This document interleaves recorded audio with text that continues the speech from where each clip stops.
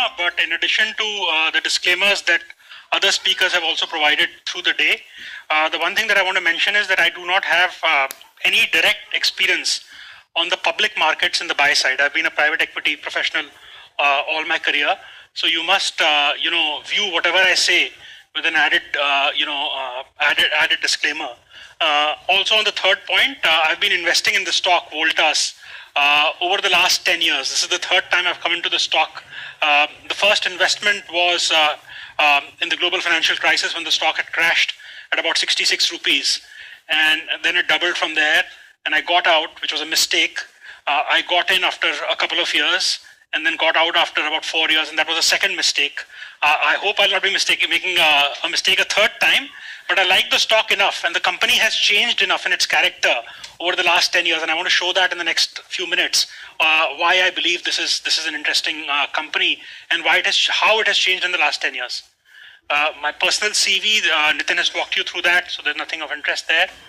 To just walk you through what VOLTAS is. VOLTAS has 3 business lines.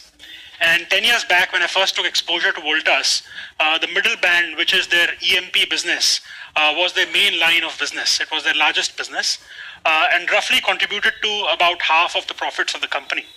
However, over the last 5 years, it is actually their unitary cooling products business, which is the last dark green band, which has actually rapidly grown. This business comprises of room ACs, both split ACs and window ACs. This comprises of commercial refrigeration products, chillers, which you find in shops. This comprises of water coolers, and 2 years back they launched air coolers. And the topmost sliver is engineering products. They do 2 business lines there: textile machinery and mining machinery. And mining machinery has a large exposure to Mozambique. So to give you a little more flavor on why I made those exits from VOLTAS. VOLTAS, the middle band of electrical, mechanical and plumbing, largely about 50% of that middle band had its exposure to the Middle East. And in the Middle East, they were largely exposed, to a hospital in Sidra, which was a very large order, where they ran losses for 2 or 3 years. So that is why you see the legend. The blue lines is the percentage of revenue. So 50% is UCP, 44% is EMP, and 5% is engineering products. But most interestingly, the first 2 businesses have not grown. And it is only the unitary cooling products which has grown. Also, the EBIT margins, you look at 15%, 7%, and very high 32% for engineering products, which is a trading business. But look at the ROIC. And here I compute ROIC just by putting EBIT of the segment upon the assets of the segment. It's it's a crazy number for the AC business, 75%. The other businesses are not as good, but still on a blended basis, VOLTAS makes 40% north of ROIC. So why, this company, if you see this, the numbers on the last panel, on the bottom panel, you'll find that, it's showing a CAGR of about 5%, 6%. It's not a cheap stock. It trades at 30 times earnings. So why is this interesting? This is why I think this is interesting. I think ACs is something, the only other analogy that I can think of in my mind is actually mortgage. The kind of runway that the air conditioning sort of industry has. And I was looking at a quote that is attributed to Lee Kuan Yew, the founder of Singapore, this morning, which says that basically the transformation of all tropical countries, Singapore especially, but Malaysia and all others, actually happened on the expansion of ACs.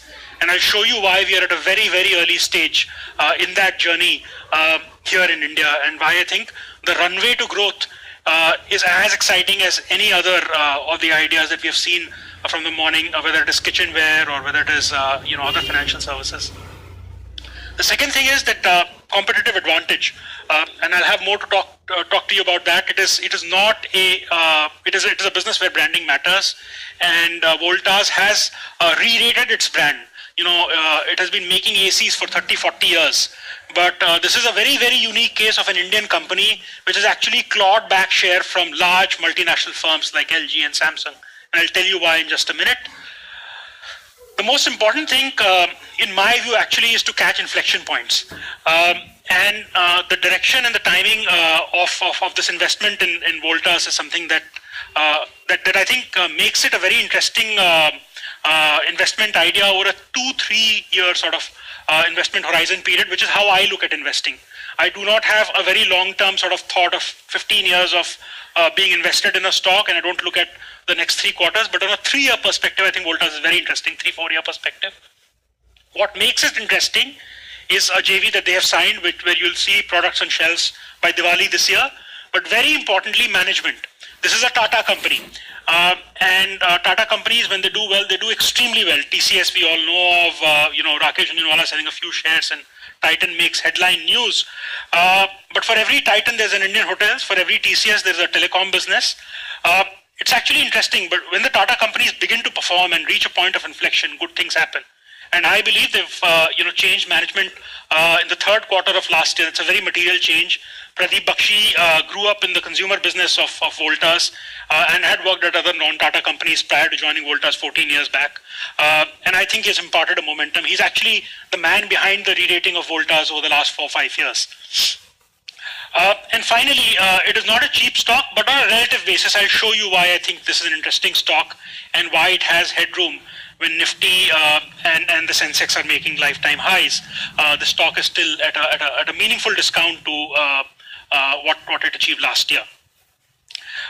So just to tell you about the Indian AC market, if we continue to grow at the rate of, current rate of 12.5% volume growth, and that is exactly 2x of our real GDP growth, 6.5%. Even after 12 years from now, we will not have reached China penetration levels. That is how wide this runway is. I can really think of very, very few places where this kind of runway exists. Indian AC market is 13, 14, 15,000 crores thereabouts. I just saw this morning that this number was 1,000 crores 17 years back. So this is how 13 times in 17 years, and I think more to grow. We sell about 5.5 million ACs per annum in India. One company alone, GREE, last year sold 50 million ACs. And I'll just draw the GREE analogy in a minute to show you what happens if Voltas was to sort of follow that path. There is a magic number of $2,000 per capita that analysts like to quote. And why is this relevant? This is the time when people sort of begin to think beyond staples. If you look at India's consumer sort of breakup, 50-60% of our spend is on food. A substantial spend is on clothing. But on discretionary products like this, it is still puny small. And as you move to sort of, $2,000 per capita, which is in a household sort of $10,000 per annum, you begin to have room to spend on an AC. An AC ceases to be a luxury, which is what it was for many of us in this room, only a generation back. And it becomes an essential necessity. And not only does an AC become a necessity in a house, it becomes a necessity in every room. So you cannot even have a guest room without an AC. And that is what other countries have shown us, 50-60% penetration. Almost the entire Indian peninsula, with potentially the exception of Kashmir, Himachal and the Northeast, can be a very attractive AC market. What else is interesting about ACs? The other remarkable thing about ACs is that, power access in India, we have at the firm that I work at, investment in several power companies. We have seen how power has become something that is in abundance in India. Power cuts have fallen in UP, my home state, in Bihar. They've fallen to a few minutes a day from peak of 8-10 hours a day only 6 years back. So that makes ACs more usable. The weather has not changed. It's more affordable, because the design has changed. In real terms, the price has fallen. More households, smaller homes need ACs. And very importantly, replacement cycles has just about begun to kick in.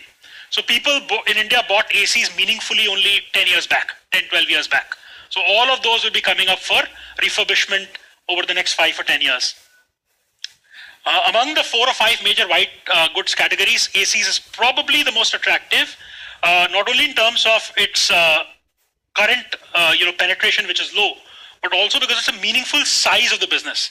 So if you look at room coolers, there's one company in Ahmedabad which was a darling of the stock market, but it was a single trick pony and could not expand beyond room coolers. And room coolers is a small market, and you cannot sort of grow on that base relative to sort of an AC company. AC market, lay of the land.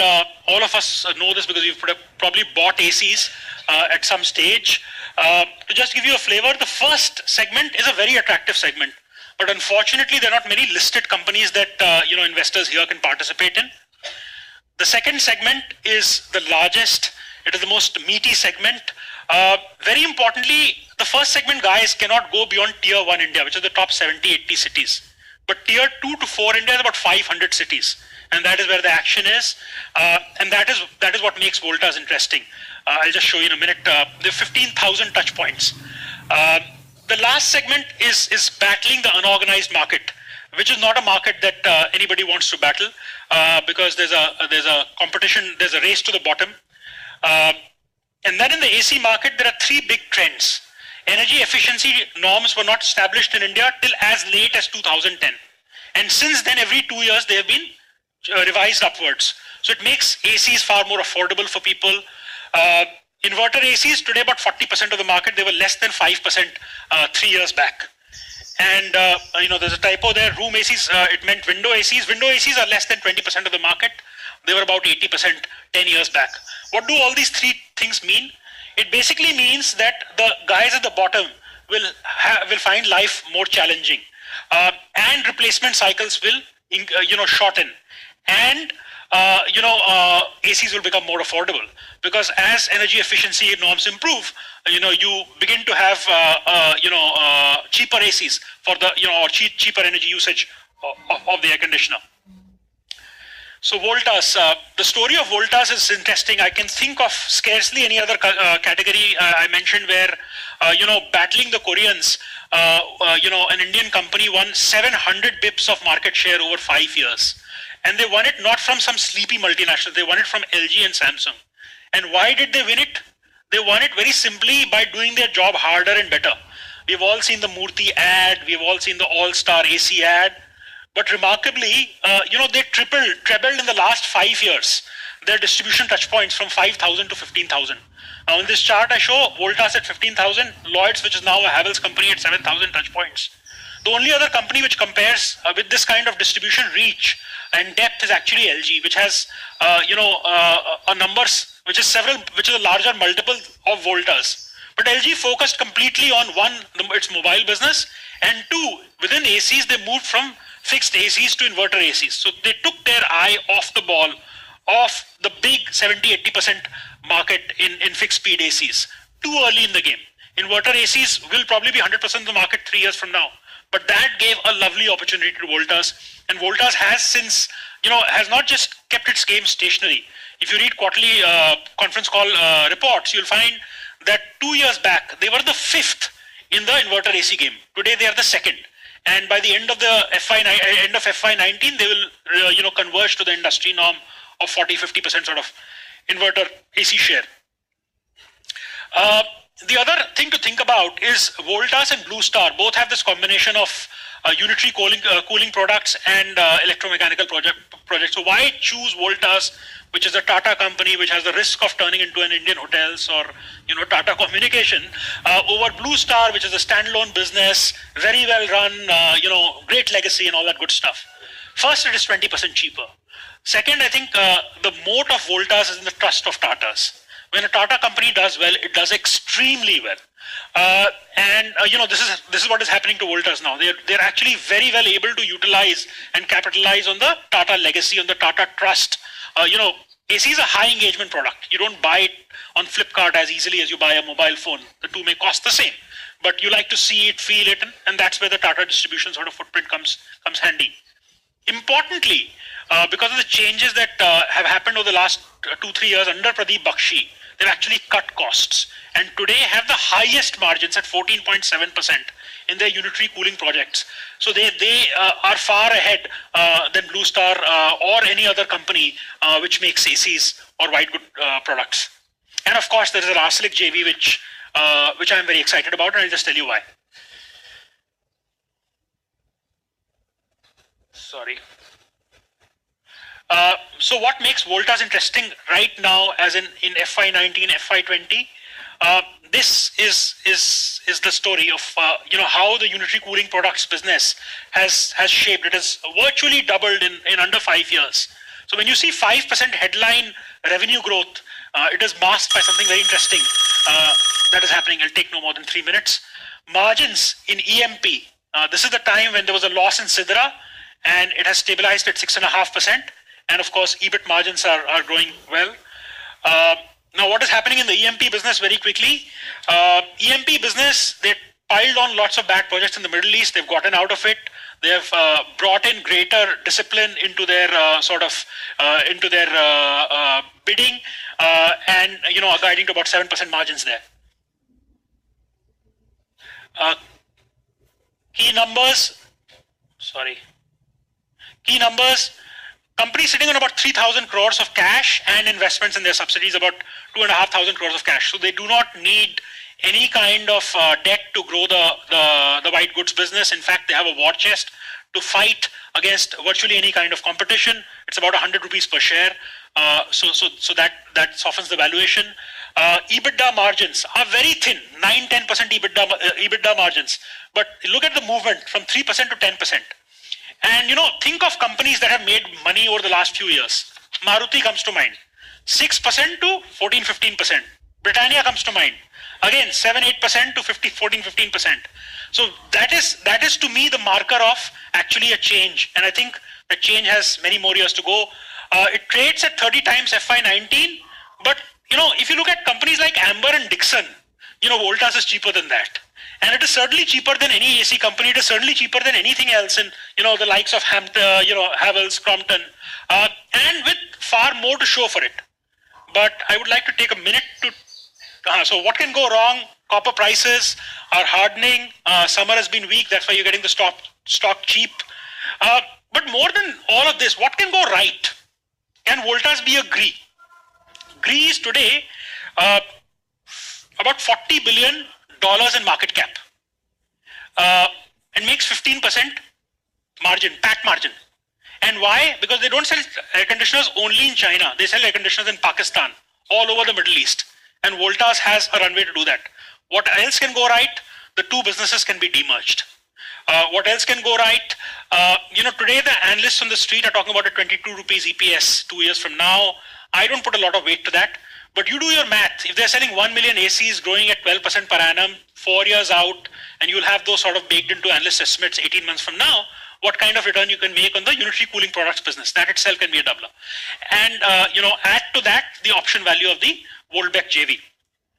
And finally, just to conclude, earlier speakers have spent a lot of time giving their investment framework. This is my investment framework.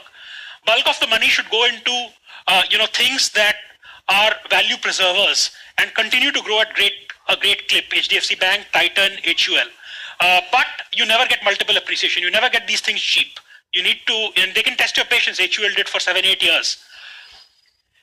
Better money is made in transformation. Cyclical transformation, I am not a topic expert. I'm an outsider to the stock market. I don't know when the metal cycle will turn. I don't know whether I can make many non-ferrous metals or ferrous metals, or what the CV cycle is about. So I look at structural changes, which are broadly two. One is what I call management overhaul. Indosin, Dalmia Bharat, PI are names that I've written here, and they've all delivered great returns. But these are Sanju Baba, Rahul Gandhi stocks. They can turn back. The promoters are the same. The management team has changed. And who knows what will happen in the future. But when you see real change in EBITDA margin, when you see real change in ROC, when you see real change in leverage in a company, that is when things have changed. So Bajaj Finance, same promoter, but the business has substantially changed. It's not a captive auto financier. It is today it is today India's best run retail NBFC. They make money by giving people sort of loans for iPhones. Similar, I talked about Maruti and Britannia. That is my, those are my thoughts on this. That's it. Talk offline. Very nice. Very nice.